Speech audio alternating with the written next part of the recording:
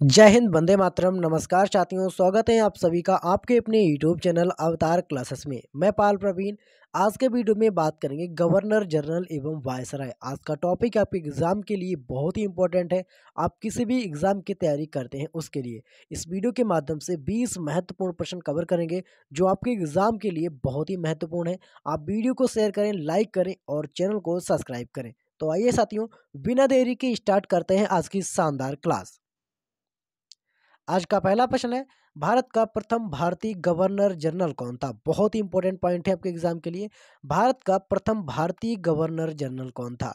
Right answer है साथियों इस प्रश्न का ऑप्शन नंबर बी। ठीक है, भारत के प्रथम गवर्नर जनरल की बात करें तो सी राजगोपालाचार्य भारत के प्रथम गवर्नर जनरल थे। आपने इसको नोट करना है, बहुत ही इंपॉर्टेंट पॉइंट है आपके एग्जाम के लिए। यहीं से इंपॉर्टेंट पॉइंट भी कवर करते हैं साथियों। ठीक है, इंपॉर्टेंट पॉइंट जान लेते हैं। वे स्वतंत्र भारत के द्वितीय गवर्नर जनरल एवं प्रथम भारतीय गवर्नर जनरल थे। वे दक्षिण भारत के कांग्रेस के प्रमुख नेता थे। वर्ष 1937 में हुए प्रांतीय चुनावों में वे मद्रास प्रांत के प्रधानमंत्री चुने गए थे। स्वतंत्र भारत के प्रथम गवर्नर जनरल लॉर्ड माउंटबेटन थे। आपने इसको नोट करना है। स्वतंत्र भारत के जो प्रथम गवर्नर जनरल थे साथियों, वे लॉर्ड माउंटबेटन थे। भारतीय की अगर बात करें तो भारतीय कौन थे? सी राजगोपालाचार्य। अपनी पॉइंट को नोट करना है। अगला ऑप्शन है, बंगाल का प्रथम गवर्नर जनरल कौन था? बहुत ही इंपॉर्टेंट पॉइंट है आपके एग्जाम के लिए। बंगाल का प्रथम गवर्नर जनरल कौन था? राइट आंसर है साथियों ऑप्शन नंबर वी। ठीक है, वारेन हेस्टिस। ठीक है, इस प्रश्न का जो राइट आंसर है वारेन हेस्टिस, इस प्रश्न का राइट आंसर है। आपने इसको स्टार बना करके नोट करिएगा। और जिन लोगों ने अभी तक हमारे यूट्यूब चैनल अवतार क्लासेस को सब्सक्राइब नहीं किया है तो आप नीचे जाइए, आपको लाल बटन दिखेगा, उसको दबा करके सब्सक्राइब कर दीजिएगा। यहीं से जुड़े महत्वपूर्ण पॉइंट भी कवर कर लेते हैं साथियों। 1773 ईस्वी के रेगुलेटिंग एक्ट के अनुसार भारत में ईस्ट इंडिया कंपनी के अंतर्गत बंगाल का प्रथम गवर्नर जनरल वारेन हेस्टिंग को नियुक्त किया गया। उसने 1772 ईस्वी में कोर्ट ऑफ डायरेक्टर्स के आदेशानुसार बंगाल में द्वंद्व शासन की समाप्ति की घोषणा की और सरकारी खजाने का स्थानांतरण कर मुर्शिदाबाद से कलकत्ता कट कर दिया। इस पॉइंट को आप नोट करेंगे, बहुत ही इंपॉर्टेंट पॉइंट है। अगला ऑप्शन है, सबसे अधिक समय तक भारत का वायसराय कौन था? ये पॉइंट बहुत इंपॉर्टेंट है, यहाँ से क्वेश्चन आपके एग्जाम में जरूर बनने वाला है। ठीक है, सबसे अधिक समय तक भारत का वायसराय कौन था?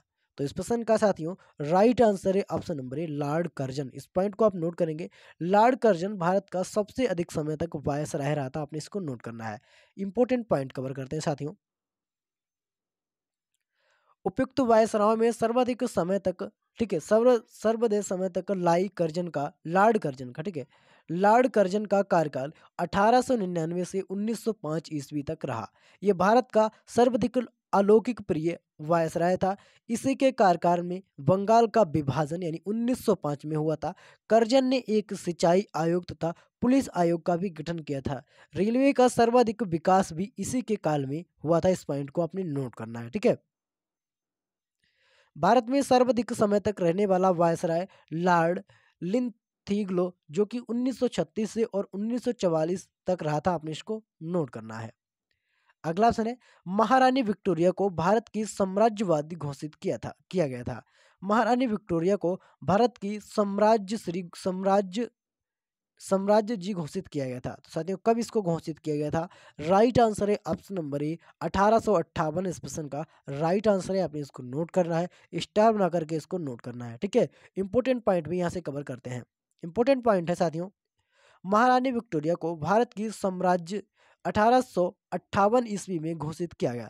जनवरी 1877 ईस्वी में आयोजित किए गए दिल्ली दरबार में इन्हें कैंसर ए हिंद, ठीक है, कैसर ए हिंदी की उपाधि प्रदान की गई। इसमें समाजवादी दादा समाजवादी द्वारा घोषणा की गई कि स्थानीय राजाओं के अधिकारियों, गौरव तथा सम्मान को वे अपने सम्मान के बराबर ही मानती हैं। अगला ऑप्शन है, भारत का अंतिम वायसराय कौन था? बहुत ही इंपॉर्टेंट पॉइंट है, स्टार बना करके इसको नोट करेंगे। कई बार प्रश्न यहाँ से एग्जाम में पूछा गया है। साथियों अगर आपको हमारा वीडियो पसंद आ रहा है तो प्लीज़ वीडियो को लाइक करें, शेयर करें और चैनल को सब्सक्राइब करें। भारत का अंतिम वायसराय कौन था? राइट आंसर है option number D, Lord Mountbatten. ठीक है, लॉर्ड माउंटबेटन भारत का अंतिम वायसराय था। आपने इसको नोट करना है। इंपॉर्टेंट पॉइंट कवर करते हैं साथियों। भारत का अंतिम वायसराय लॉर्ड माउंटबेटन था। उसके शासनकाल में 4 जुलाई 1947 ईस्वी को ब्रिटिश संसद में इटली द्वारा भारतीय स्वतंत्रता विधेयक प्रस्तुत किया गया। 15 जुलाई को वह बिना किसी संशोधन के हाउस ऑफ कॉमन द्वारा और 16 जुलाई को हाउस ऑफ लॉर्ड द्वारा पारित कर दिया गया, जिसके परिणाम स्वरूप दो स्वतंत्र राष्ट्र भारत और पाकिस्तान का निर्माण हुआ। अगला ऑप्शन है 1858 ईस्वी को महारानी विक्टोरिया का घोषणा पत्र इलाहाबाद में किसने पढ़कर सुनाया था। बहुत ही इंपॉर्टेंट पॉइंट है। 1858 ईस्वी में महारानी विक्टोरिया का घोषणा पत्र इलाहाबाद में किसने पढ़कर सुनाया था। तो साथियों इस प्रश्न का राइट आंसर है option number B, Lord Canning ने। ठीक है, लॉर्ड कैनिंग ने 1858 ईस्वी में महारानी विक्टोरिया का घोषणा पत्र इलाहाबाद में पढ़ करके सुनाया था। इंपॉर्टेंट पॉइंट जानते हैं साथियों।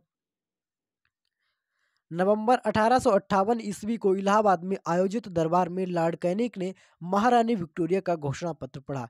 इस उद्घोषणा के अनुसार ईस्ट इंडिया कंपनी के शासन का अधिकार ब्रिटिश सम्राट को दे दिया गया। भारत में ब्रिटिश साम्राज्य के विस्तार पर टोक टोक लगा दी गई। राजाओं को उनके उत्तराधिकारी गोद लेने के अधिकार को मान्यता दी गई तथा लोगों के धार्मिक मामलों में हस्तक्षेप न करने की नीति अपनाई गई। अगला ऑप्शन है लॉर्ड कॉर्नवालिस की कब्र कहाँ पर स्थित है। बहुत ही इंपॉर्टेंट पॉइंट है, लॉर्ड कॉर्नवालिस की कब्र कहाँ पर स्थित है। क्वेश्चन नंबर 7 है, राइट आंसर है ऑप्शन नंबर ए, गाजीपुर में। ठीक है, गाजीपुर आपका उत्तर प्रदेश में पड़ता है और यहीं पर लॉर्ड कॉर्नवालिस की कब्र स्थित है। इंपॉर्टेंट पॉइंट जान लेते हैं साथियों। लॉर्ड कॉर्नवालिस 1786 ईस्वी से 1793 ईस्वी तक बंगाल का गवर्नर जनरल रहा। इसे भारत में स्थायी बंदोबस्त, पुलिस व्यवस्था एवं सिविल सेवा के प्रवर्तक के रूप में जाना जाता है। कॉर्नवालिस संहिता शक्तियों के पृथक्करण के सिद्धांत पर आधारित थी। उसने कर एवं न्याय प्रशासक को पृथक कर दिया। इसकी मृत्यु 5 अक्टूबर 1805 को गाजीपुर जो कि उत्तर प्रदेश में हुई थी। यहीं पर इसकी कब्र स्थित है। अगला ऑप्शन है किस कंपनी ने सर्वप्रथम भारत में टेल यात्रा प्रारंभ की थी। बहुत ही इंपॉर्टेंट पॉइंट है आपके एग्जाम के लिए, सभी लोग इसको स्टार बना करके नोट करेंगे। टेल यात्रा किस कंपनी ने भारत में प्रारंभ की थी। राइट आंसर है इस प्रश्न का option number A, great Indian peninsula railway. ठीक है, ग्रेट इंडियन पेनिनसुएला रेलवे के द्वारा भारत में टेल यात्रा प्रारंभ की गई थी। इंपॉर्टेंट पॉइंट भी जान लेते हैं साथियों। भारत में सर्वप्रथम टेल 16 अप्रैल 1853 को मुंबई के बोटी बंदर स्टेशन यानी आधुनिक शिवाजी टर्मिनल से थाने के मध्य चलाई गई। इस रेल यात्रा का प्रारंभ एवं प्रबंधन ग्रेट इंडियन पेनिनसुला रेलवे द्वारा किया गया था। रेलों के निर्माण और विकास के लिए निजी कंपनियों को मुफ्त भूमि दी गई और उनके द्वारा लगाई गई पूंजी पर 5% ब्याज दिया गया। लॉर्ड डलहौजी जो कि 1848 से 1856 ईस्वी के कार्यकाल में भारत में रेलवे, विद्युत तार, डाक सुधार एवं चार्ल्स वुड्स का डिस्पैच लागू हुआ था। अगला ऑप्शन है जब नेपोलियन की शक्ति के सामने यूरोप में साम्राज्य धराशायी हो रहे थे तब किस गवर्नर जनरल ने भारत में ब्रिटिश पताका फहराए रखी थी। बहुत ही इंपॉर्टेंट पॉइंट है और इस प्रश्न का राइट आंसर है option number C, Lord Wellesley इस प्रश्न का राइट आंसर है। आपने इसको स्टार बना करके नोट करना है। इंपॉर्टेंट पॉइंट भी कवर कर लेते हैं साथियों। 1797 ईस्वी में लॉर्ड वेलेजली भारत की ओर अग्रसर हुआ। भारत में सहायक संधि का प्रयोग लॉर्ड वेलेजली द्वारा किया गया, जिसका उद्देश्य ब्रिटिशों के प्रभुत्व को स्थापित करना। वेलेजली ने 1799 ईस्वी में मेहमदी हसन को तथा 1800 ईस्वी में जॉन मैककलम को बहुमूल्य उपहारों के साथ ईरान के शाह के दरबार में भेजा। 1800 ईस्वी में नेपोलियन के आक्रमण को रोकने के लिए जनरल बेयर्ड के अधीन एक सेना भेजी। ठीक है, एक सेना भेजी, किंतु इससे पूर्व ही नेपोलियन आत्मसमर्पण कर चुका था, अतः ये सेना वापस लौट आई। अगला ऑप्शन है किस वायसराय की हत्या अंडमान एवं निकोबार द्वीप समूह में एक दंडित अपराधी द्वारा की गई थी। बहुत ही इंपॉर्टेंट पॉइंट है और कहाँ पर थे साथियों, अंडमान निकोबार में भ्रमण करने के लिए निकले थे, वहीं पर एक दंडित अपराधी के द्वारा इसकी हत्या कर दी गई थी। तो राइट आंसर है साथियों इस प्रश्न का ऑप्शन नंबर ए, लॉर्ड मेयो की। लॉर्ड मेयो की हत्या एक दंडी अपराधी के द्वारा कर दी गई थी। इंपॉर्टेंट पॉइंट भी जान लेते हैं। लॉर्ड मेयो एकमात्र ऐसा वायसराय था जिसकी हत्या उसके कार्यकाल के दौरान एक अफगानी शेर अली वर्ष 1872 में अंडमान निकोबार में की गई। इसके कार्यकाल में कृषि विभाग जो कि 1872 ईस्वी में स्थापना की गई एवं भारत की प्रथम जनगणना 1872 में इसकी शुरुआत हुई थी। अगला ऑप्शन है अलंग नेपाल युद्ध किसके शासन काल में हुआ था? बहुत ही इंपॉर्टेंट पॉइंट है। अगल नेपाल युद्ध किसके शासन काल में हुआ था? राइट आंसर इस प्रश्न का ऑप्शन नंबर डी। ठीक है, लॉर्ड हेस्टिंग, और इस प्रश्न नंबर आपका 11 है। ठीक है, लॉर्ड हेस्टिंग इस प्रश्न का राइट आंसर है। आपने इसको स्टार बना करके नोट करना है। इंपॉर्टेंट पॉइंट भी जान लेते हैं।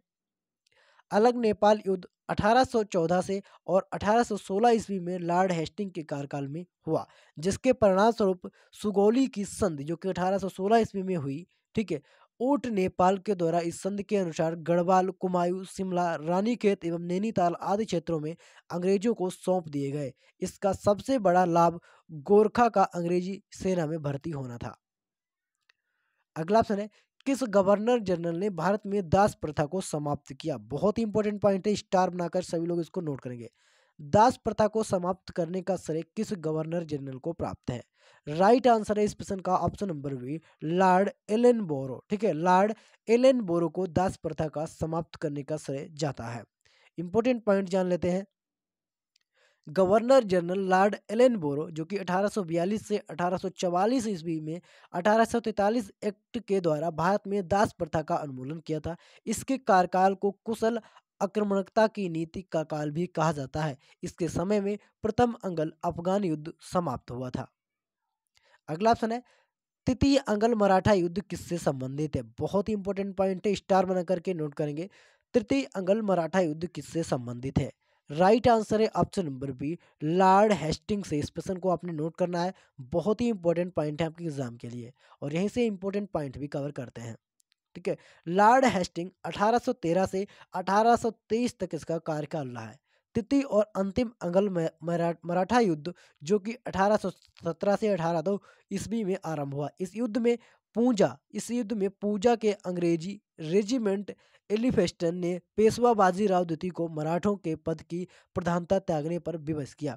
इसके परिणाम स्वरूप 13 जून 1817 ईस्वी को पूना की संधि हुई तथा बाजीराव द्वितीय को पेंशन देकर कानपुर के समीप बिट्ठू भेज दिया गया था। इस पॉइंट को आपने नोट करना है।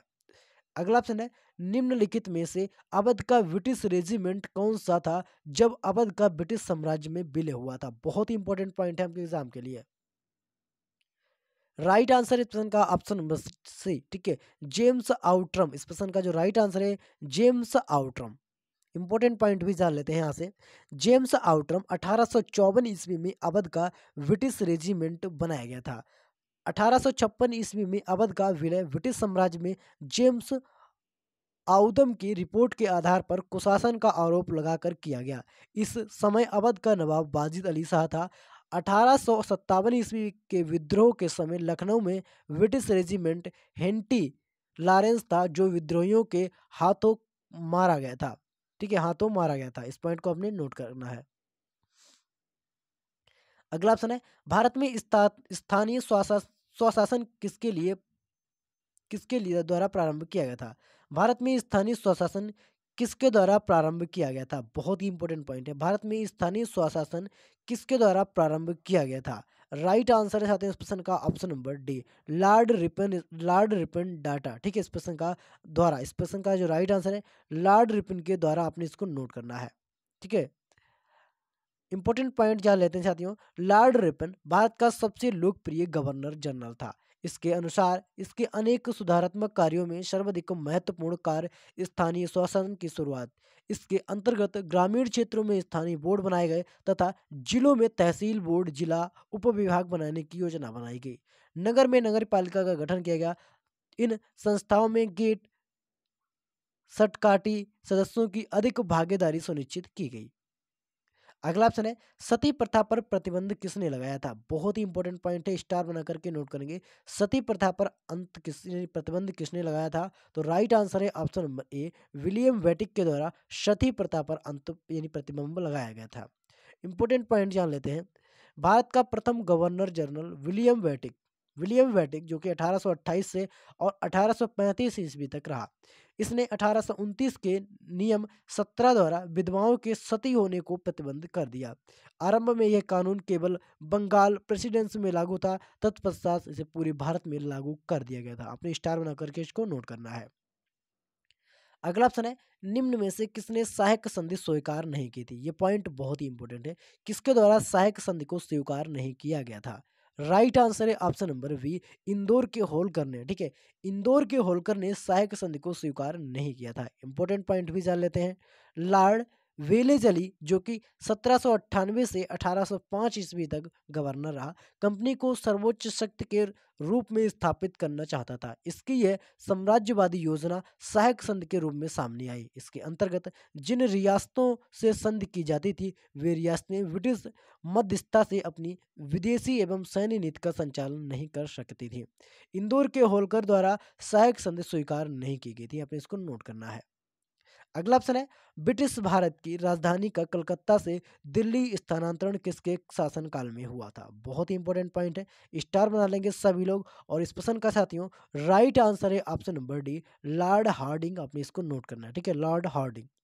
इंपॉर्टेंट पॉइंट भी जान लेते हैं। लॉर्ड हार्डिंग 1910 में 10 ईस्वी में भारत के वायसराय बने। हार्डिंग के समय 1911 ईस्वी में जॉर्ज पंचम की आगमन पर दिल्ली दरबार का आयोजन किया गया था। इस आयोजन के दौरान भारत की राजधानी कलकत्ता से दिल्ली स्थानांतरण करने की घोषणा की गई थी एवं बंगाल विभाजन को रद्द भी कर दिया गया था। अगला ऑप्शन है, प्राचीन स्मारक संरक्षण अधिनियम किस गवर्नर जनरल के कार्यकाल में पारित हुआ था। बहुत ही इंपॉर्टेंट पॉइंट है, स्टार बना करके इसको नोट करेंगे। प्राचीन स्मारक संरक्षण अधिनियम किस गवर्नर जनरल के कार्यकाल में पारित हुआ था। राइट आंसर है इस प्रश्न का option number D, Lord Curzon. आपने इसको नोट करना है। बहुत ही इंपॉर्टेंट पॉइंट है, लॉर्ड कर्जन। ठीक है, इंपॉर्टेंट पॉइंट जान लेते हैं। इसने वर्ष 1899 में 99 में, ठीक है, सर एंटोनी मैकडोनाल्ड की अध्यक्षता में एक अकाल आयोग, ठीक है, एक अकाल आयोग वर्ष 1901 में सर कालिन मानकीव की अध्यक्षता में सिंचाई आयोग तथा 1902 ईस्वी में सर एंड्रूड फेजर की अध्यक्षता में एक पुलिस आयोग का गठन किया। इसी के शासनकाल में सहकारी उदार समिति अधिनियम जो कि 1902 में पारित किया गया था। वर्ष 1905 में बंगाल का विभाजन भी कर दिया गया था इसी के समय में। अगला ऑप्शन है, 1802 की वासीन की संधि पर हस्ताक्षर किसके मध्य हुए थे। बहुत ही इंपॉर्टेंट पॉइंट है, 1802 ईस्वी की वासीन की संधि पर हस्ताक्षर किसके मध्य हुए थे। ये पॉइंट बहुत ही इंपॉर्टेंट है और इस प्रश्न का राइट आंसर है ऑप्शन नंबर बी, अंग्रेजों तथा बाजीराव द्वितीय के मध्य वासीन की संधि पर हस्ताक्षर हुए थे। अपने इसको स्टार बना करके नोट करना है और इंपॉर्टेंट पॉइंट भी समझ लेते हैं। पेशवा बाजीराव द्वितीय और अंग्रेजों के मध्य 31 दिसंबर 1802 ईस्वी को बासीन की संधि संपन्न हुई। इस सहायक संधि के तहत पेशवा बाजीराव द्वितीय द्वारा ब्रिटिश रेजिमेंट रखना एवं 26 लाख रुपए अंग्रेजों को देना स्वीकार किया गया था। ये पॉइंट बहुत ही इंपॉर्टेंट है आपके एग्जाम के लिए। साथियों, अगर आपको हमारा वीडियो पसंद आया तो प्लीज़ वीडियो को लाइक करें, शेयर करें और चैनल को सब्सक्राइब जरूर करें। कमेंट करके हमको ज़रूर बताएं कि आपको हमारा वीडियो कैसा लगा। मिलते हैं अगली वीडियो में, तब तक के लिए जय हिंद, जय भारत।